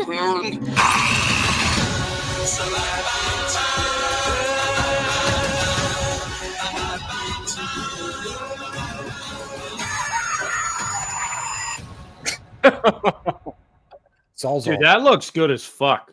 Dude, Like- that's a contender for best of the year. Like that That- looks amazing. That looks phenomenal. Like I'm Yeah. not even exaggerating. And it's going to be one of two things that I take away from that trailer. You're either going to get a movie like Barbarian that's going Yep. to be absolutely fucking insane, or it's going to be a total mind fuck. It's going to be one of those two kind of movies. And either way, dude, I am in. That Yeah. is one of the best trailers I've seen in a while. I can see why Cody was saying maybe not watch it because if you don't want to know the actual, But I don't think it gave much away, man. But yeah, at if all. you go in knowing what the gimmick of the movie is, there's still a lot to unfold. I mean, it's just a fun movie to watch unfold, I guess, right? Yeah. So- What do you think, Davey? Did that get you excited in the pantaloons? Yes, if you see the poster, it has that shot of the eyes sort of melding. So that sort of like I already knew that just from looking at the I've posters seen that poster. or, Yeah. or the poster, and like I mean, a massive Evil Dead fan. So anytime you're going to enter in that kind of body horror thing, and you're gonna, it'll be really interesting to see. It seems like they're sort of setting something up about, this couple that's drifting apart, and as they try to rekindle, something supernatural starts going on. Yes, where so I think that'll be interesting, like the mental side of drifting apart, and then the physical side of the danger of literally becoming like the same entity through touch. Yeah, like I'm wondering what because at the end of the trailer she's like trying to saw them apart. So yeah. Wow, it's gonna be it's gonna be a Rob. It's gonna be hardcore ending. Yeah, it's gonna be like The Substance. They're gonna be like one creature. Like, there you go. That movie caught me by surprise. I loved that, but one that I really, really loved last year that a buddy of mine sent to me was Strange Darling, and I had no idea, and I was like, oh my god. I was texting him throughout, like, oh, it's this. And then when I figured it out, I was like, oh my fucking God, I know what's about to itch. Yeah, that movie was great. Man, her acting in that too, Fitzgerald, I can't remember her first name. She was phenomenal. Willa Fitzgerald. Yeah, Willa Fitzgerald. Yeah, that was one of the best performances of last year. And it's a great movie to watch a second time once you know how it shakes out. And it's very like Tarantino-esque in telling it in chapters that are shuffled chapters. Dude, after I watched Strange Darling, I'm going to name drop here. I literally sent Cal Gallner a DM on Instagram because he sent me a DM after I reviewed Passengers. And I was like, oh shit, Cal Gallner just freaking DM'd me. Okay. He's like thanking me for reviewing the movie or whatever. And I was like, yeah, man, we had a little back and forth. And so then when Strange Darling came out, I messaged him and he's like, dude, thanks so much, man. He is one of the nicest. And we were just talking about this last week about how horror celebrity. Hey, funny enough, there's Cecil. We were talking about how horror celebrities are genuinely like the most down to earth, even no matter how high they get. Like Cal Gallner, he's like the top of the rung at this point in horror. And he's still just so thankful, so nice, so sharing, giving with his community. He seems really like he's a genuine fan of the genre, which always helps, I think, with performers. If they're a fan of it, then they want to relate with the other fans. Yeah, and I don't give a shit what anybody says. Rooney Mara is not the lead in Nightmare 2010. It's Kyle Gallner. He's great in the movie, and the movie's underrated. That's a good way to look at it, actually. He is. I mean, I've invested so much more into Quentin in that movie. Rooney Mara is just like a fucking like wooden plank in that film. Yes, she is. It's yeah, like I invest in Quentin. That's someone, full circle moment here. That's someone I related to.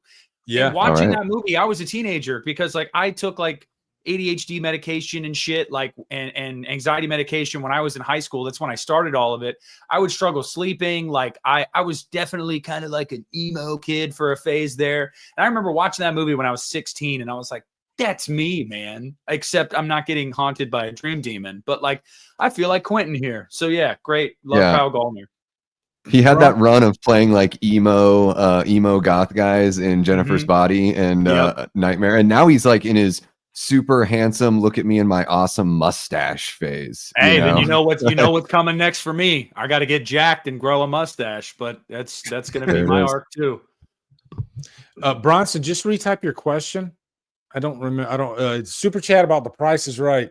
I do know that the wheel, the big wheel that they spin twice in the game, it's filled with children's blood. No, it is. Yeah, that can't be true. I stole that joke from Dane Cook. I was like, holy shit. Yeah. This is getting dark. Was that your question, Bronson? Bronson wants to know. He wants to know if we watch The Price is Right or in favorite games that are on the show. I mean, I watched the reruns with Bob Barker when I was a kid. Dude, I grew up watching Bob Barker religiously. Man, I was a huge Price is Right fan. Plinko was probably my favorite game. And I always loved the showcase showdowns. Like they did like 2 of those, because sometimes somebody would bid so close that I think I saw it one time where somebody bid so close within like $100 and they won both showcase showdowns. That's probably only happened a handful of times in history. So yeah, I love Price is Right. Bob Barker. I'm not the biggest fan of the Drew Carey version, but I loved the Bob Barker version, man. You can't beat that. Love him in Happy Gilmore as well. Oh yeah, The Price is Wrong, bitch. I didn't watch any of it ever. I don't know. Our You missed household was out. we were a Jeopardy family and Jeopardy's great. Wheel of Fortune. Yeah. Mm. Yeah. Yeah. I guess we don't really need, we did together. You know what? One last story. We'll cover Sorority Row 2 because I am curious about this one. Did you guys see? Now, Sorority Row is a remake of The House on Sorority Row from the 80s. Yes. And I quite like the original. The new one is I like. It's just a very modern retelling of the original. It feels much more like a just a regular Millennium slasher, but it also feels like I Know What You Did Last Summer because there's like a prank that goes wrong, but they're kind of in the same situation as I Know What You Did Last Summer. And then there's a killer with a tire iron that looks similar to the fisherman, the hook guy. So you can get Sorority Row and I Know What You Did Last Summer kind of mixed up if you're not like too privy. So yeah, I'm sharing that tab. So let me kick over here. There are a lot of those 80s slashers that kind of had that prank go wrong. Kind of, I mean, isn't the original Prom Night kind of like that too? Like bullying someone that's and a big they don't, they don't mean for that person to get hurt, but the person gets hurt and dies. And it's, I mean, you could do a top 10 prank horror because there's been so many freaking, about a prank gone wrong. There's just been so many of them. Sorority Row 2, Josh Stolberg teases an upcoming sequel. So this is another thing we were talking about not too long ago about sequels that remakes that don't have a run of like 2 or 3 movies after. That just never happens. So could this be the exception? I don't know. It was way back in 2009, good year for horror, by the way, that Sorority Row came along as a remake of the 1982 slasher, The House on Sorority Row, with Josh Stolberg and Pete Goldfinger scripting the fresh take on the 1980s slasher. And it's Stolberg's who was keeping the hopes for a sequel to the remake alive over the years, taking to Twitter just the past weekend to offer an intriguing tease. So we can skip down here because it says, when a fan asked Stolberg for an update on Sorority 2 this past weekend, he replied, "It's happening. Got to get through my current movie first before we dive in full force. New film at Lionsgate shooting this summer, and they hold the rights to Sorority Row." So I would welcome that. I would kind of welcome like, I guess more of a remake of the original. I just like the vibe of the original, whereas this one feels more cookie cutter. Whereas the original definitely has its own thing going, So, and I don't know. Have you guys seen both the original and the remake? Yes, sir, I have. Okay. Which one did you prefer? The remake. And it's not high praise actually, because I wasn't a huge fan of the remake myself. It was dumb fun, but God,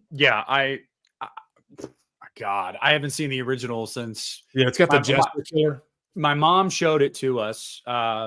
So that was definitely, I don't have fond memories of that one. I probably should go back and rewatch that. It's probably been at least 20 years, but the remake I watched for the second time, probably last year. And I remember being like, because there's been talk of this sequel for a while, on and off for a long time. And I was like, I need to go back and rewatch this and see if this is something that actually like warrants a sequel. Yeah. And I would totally watch a sequel to it. Do I think it needs one? No. But it's fun, Yeah. It's just, it's a good, like, Saturday night slasher, going to the movie theater, getting your popcorn. And I'd watch it. I'd have fun with it. That's the fun thing about slasher movies. You don't have to go too deep with them, right? Just give us some nice, fresh kills. And it'd be cool if it kind of throws in a little twist in there or something like that. I don't know. What do you think? I've only seen the original, so it sounds like I need to check this one out, though. I mean, it's got what Carrie Fisher is in there. It looks, I totally see what you're saying, though. It's got that I Know What You Did Last Summer kind of vibe just there. Like I Know What You Did Last Summer. It feels exactly like that. I watched the trailer in preparation for tonight, which pretty much just lays out the whole plot there. So it sort of gives you a condensed version of what's going on without like spoiling, of course, who the person is and all that. But it sounds like one I've got to check out. Definitely gave me, as I was watching the trailer, I was like, oh, I wonder if this has like Black Christmas 06 kind of vibes as far as like these characters go, or the execution, or as far as being maybe a movie that I didn't think much of at the time, but is, you know, aged a bit well. If Jamie says she prefers the remake of it, then I trust Jamie's judgment. We have a pretty, you know, we're pretty in step with each other as far as taste goes. So yeah. You like so Black yeah, Christmas 06, right? You said do, you have warmed a up lot, to that. yeah. Oh, I love that one. Yeah, that movie fucking Yeah. rules, dude. it rules. Yeah, I dude. really And like it gets that one. better every time you watch it. And you might Yes. hate it Yeah. the first time you watch it, but you'll eventually love it. There's no doubt about it. Mhm. It's just an amazing movie. Where's the It's just where's the fucking Scream Factory 4K of that shit? Like seriously, It's crazy, man. I'm shocked. There's got to be Something. some kind of licensing rights thing going on with that movie because there's not a peep.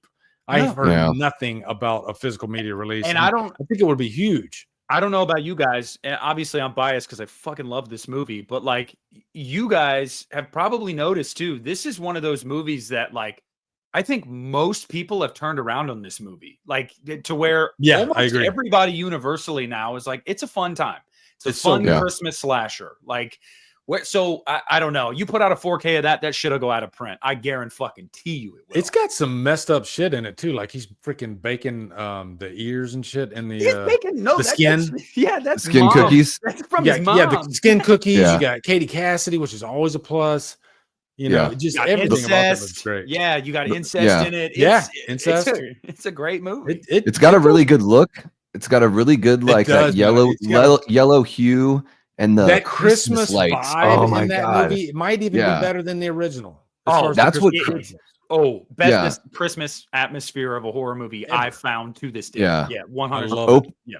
Opening up with that everybody's waiting for the man with the bag. That song is amazing. And I didn't see that movie until 2 Decembers ago. I reviewed all the Black Christmas movies in my first like 6 months of having the channel. Yeah. And so that was my first time watching it. I watched it like 2 times before I reviewed it, and I enjoyed it both times. So I got to go in totally fresh, knowing that it was a movie that people were sort of coming around on.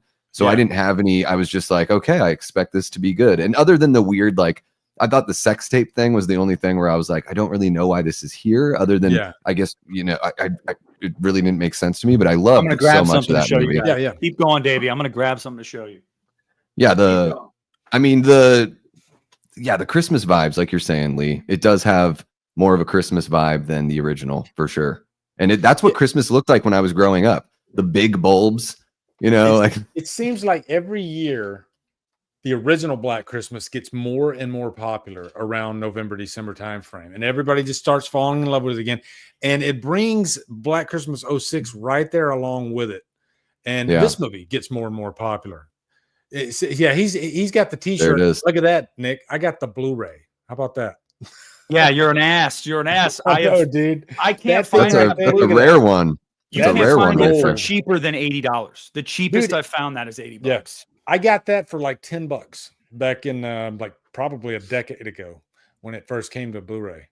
Damn. I think this is the Canadian. Is it Canadian release? It might be the Canadian release. I can't remember, but Yeah, I think the Either only that or the Blu-rays. Australian. Yeah, I think the only Blu-rays they did were not domestic. yeah, man, this is one of No, my no, no, no, holy no. grails, dude. Nope, they did. That's the reason they did a limited run Blu-ray for that in the US. It went out of print very, very quickly. And now the only way you can buy it, unless you want to rebuy, like from someone selling the American Blu-ray, which is where you're going to see it for $100 on eBay, is you have to buy Jeez. the Australian, Canadian, or the French. And even those ones are really expensive too. And I don't know the ins and outs. Christian, I should probably talk to Christian about it, because obviously he has an in with the guys at Scream Factory and stuff. And Yeah, just be like, hey, can you find out what's going on with this? Like, is this a rights thing? Because there's no way there's not a demand for this. If they put I bet this Christian out, knows. He probably knows something because isn't Christian a fan of this movie too? Oh, yeah. Yeah, so he probably knows. He's probably got an in. I'm surprised we don't have a Scream Factory release of it. I mean, can you imagine the potential of a Scream Factory release of this movie? Oh my God, it would be gorgeous. It'd be gorgeous. Bronson Wright Wolf, he says, I pitched an idea in the chat of a live stream with Dead Pit Radio. I pitched them the idea of Christopher Walken versus Sammy Kerr. Wow. Just Christopher Walken playing himself? I mean, I don't know. Christopher Walken as from Max one of his Schreck? roles? Like he was in he's been in a horror. What's that horror friend? The Prophecy. He played like a creepy dude in The Prophecy. So maybe he's talking about The Prophecy. I picked Sammy Kerr though. I will always pick Sammy Kerr. I love him to death. And one thing I like about this Trick or Treat, I still got a sealed one here. All the special features on this thing are, I mean, freaking top notch gold. And there's a dedication to the actor that played Tony Fields, I think, who played Sammy Kerr. And it's from like his family and his like music teacher. And yeah, it's a really nice little dedication to him. So that's what I want. That's the kind of treatment I want. I want a steel book. It doesn't even need to be a steel book. Just give me a 4K, but I want a shitload of special features. I want a making of. I want a commentary with Glenn Morgan. Fuck it. Bring on Mary Elizabeth Winstead. Like, let's fucking do it. Like, I want the special features, damn it. Yeah, and Mary Elizabeth Winstead, she loved, like, I think she said, like, everybody had such a blast shooting that movie, and she had such a great relationship with Glenn Morgan and his wife, and, you know, so I would think that all of them would come back for, like, you know, a special edition documentary talking about the movie. I mean, it'd just be the ultimate redemption just because this movie, it just keeps getting more and more fans. Fucking Lacey Chabert, god damn it. Yeah. And a good chance to do like a sweet little memoriam for Michelle Trachtenberg as well. Dude, that was brutal. Yep. She was great. Yeah. Another really great addition to that movie. As far as like, you know, you have your teen girl cast in a slasher movie. Black Christmas 06 might be the creme de la creme for me. Like it's all-star. It's all-star. You can't beat that freaking list. They're all hot. They're all just different kinds of hot and really good in it too, which is great. You know, it's like it doesn't matter which one's on screen. I'm like, I can't lose. Hell yeah, let's go. and it makes it tougher to pick like who's going to be your final. Who's you know it makes it a little tougher to to gauge.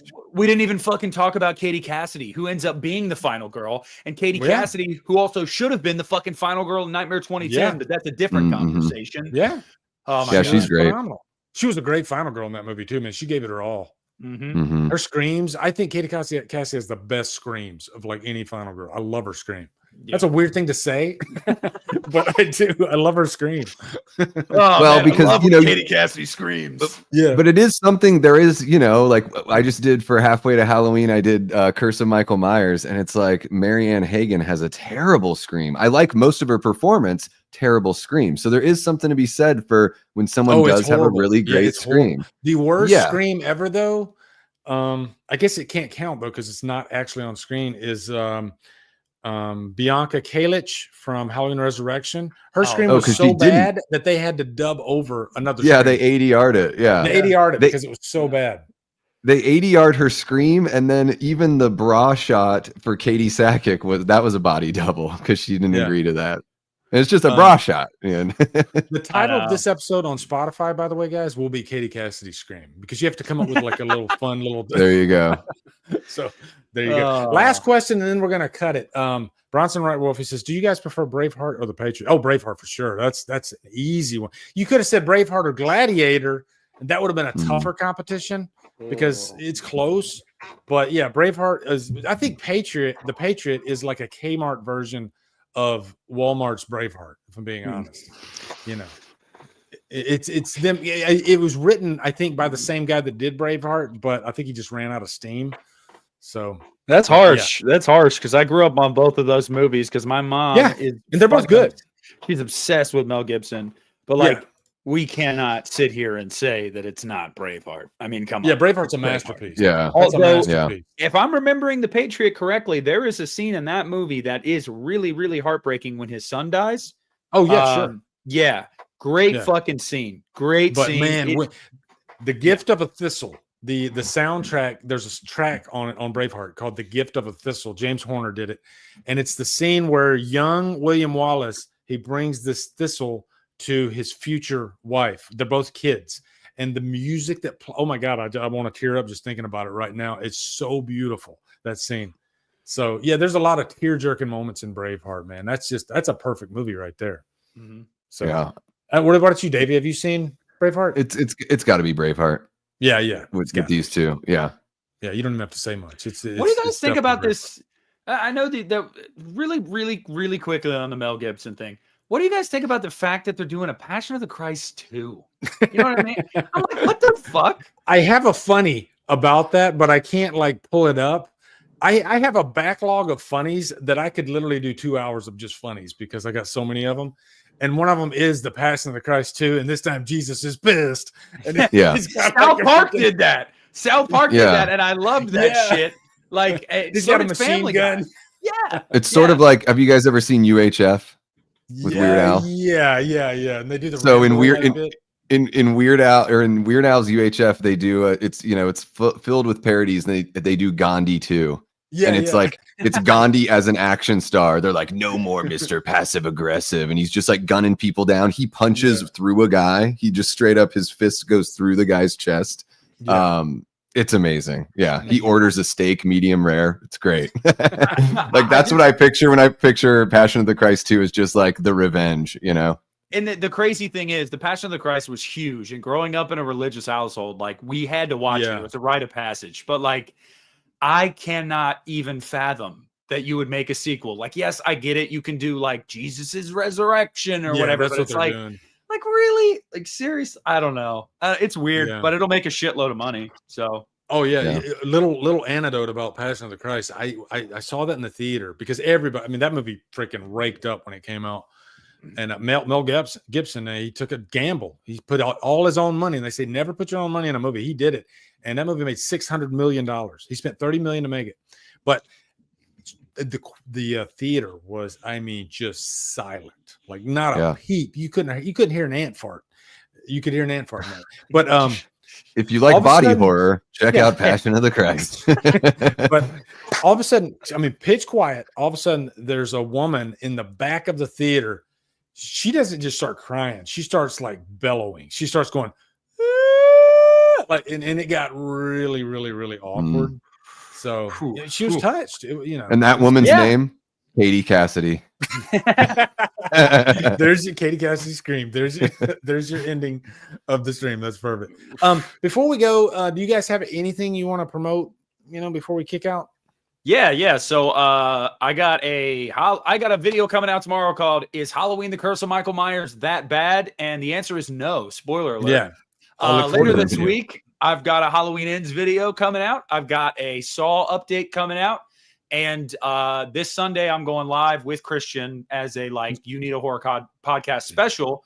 And then next week, we're going to do a full-length episode where we're going to be talking about Final Destination after Bloodlines comes out. So that's what I've got going on this week. I'm excited. I was in my cave for a week or so. I did not upload for a week. And I'm like, all right, creative juices flowing again. I'm out of the bathroom.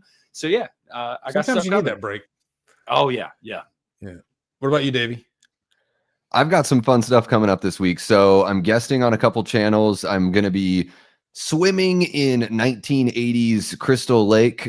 Tomorrow night, I'll be over on Facci Cinema with Matt and Jason from Backtrack Cinema. We're going to do a redo review of the original Friday the 13th. So it's going to be the good, the bad, the judgment.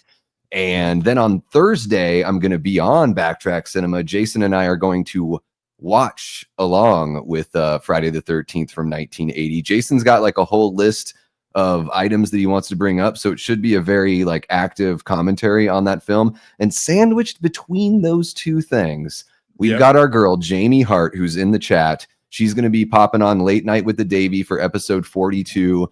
A couple months ago, we talked about the first half of the Evil Dead franchise, and on Wednesday night, 9 p.m. Eastern, we are going to talk about the back half of the Evil Dead series and what we expect to see and what we want to see from the franchise moving forward. She's a huge fan of that franchise, as am I, very near and dear to my heart. So it was great talking with her before about it, and I can't wait to wrap that one up. And I'm going to plug Nick's Podgoblins episode that dropped, I think, just earlier today. Nick and I see very, very eye to eye on this Evil Dead thing. So check that out. You're going to have a lot of fun. Support our guy coming back from being stuck in the bathroom. and thank you, Davey. And I just want to say, Davey and Jamie, when you guys do that Evil Dead episode, please make sure that you set the record straight that Evil Dead 2013 is the best Evil Dead film. And it's time that we stop pretending it's not. And I don't think Davey agrees with me, but you know what? I think it's the best one. Evil Dead 2 was my favorite one for the longest time. And on this episode of my podcast with Jaden, it was the first time I said, you know what? No, I got to go 2013, man. I think that movie, one of the best movies of the 2010s, in my opinion. Yeah. So, You might be right. You actually might be right. It's my second favorite in the franchise, just because the original just like really, really gets me in a. Yeah, the original is great. It's so ambitious, but I'm right there with you. And I know it's not a remake. And I will say this, Eric, the character of Eric is not dumb in Evil Dead 2013. This is the thing about Eric's character in Evil Dead 2013.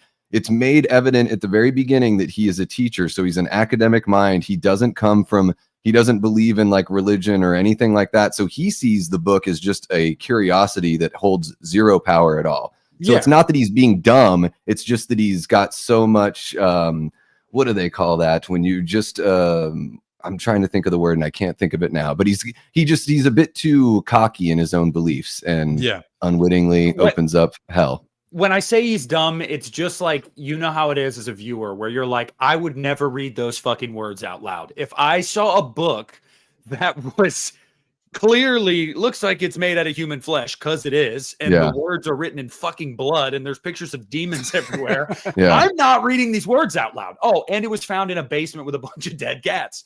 I'm not doing it. I would just think it's a very ambitious arts and crafts project myself. It's wrapped in a bag and covered in barbed wire. That's another don't open it kind of, warning. Yeah. Oh man. What do I got on tap? I got to get back to editing that Crow documentary. I'm going to do Friday the 13th, 2009 revisited, because I'm going to try to do like a Friday every month, one Friday movie every month revisited, because I had such a good time doing 3. So I'm probably going to do that. And, and I'm going to try to get an intro for us. And I'm going to set a goal for like the next time. So Davey, I'm going to need that audio bite of Hit the Bricks Live. I've got an idea. I was practicing it in the shower today. That's what I do in the shower. And I almost forgot. I'm getting back to doing pre-recorded material. I go live all the time and stuff, but I want to get back to pre-recorded material. One thing I've got that's going to be dropping here on Mother's Day is a video about how Evil Dead Rise is a movie about motherhood. And in a day and age where we don't get a lot of that, I think there's Mother's Day movie. And it's just it's like a pro motherhood movie, and there's tons of feminine power in movies and everything, but to couple it and be like, being a mom can be really awesome and really powerful, and even if you think you can't do it, you can do it. I think that's kind of one of the through lines in that film. So I'm going to be dropping a little video essay. We'll see how it goes. Ooh, I like that. I like how she called her kids titty sucking parasites too. Like that. I was just like, yeah, that's kind of, if you dumb it down, kids are titty sucking parasites. So there you go. I'll change the name of the episode now. All right, guys. That's it. Katie Cassidy's scream is good. Yeah, we'll stick with Katie Cassidy's scream.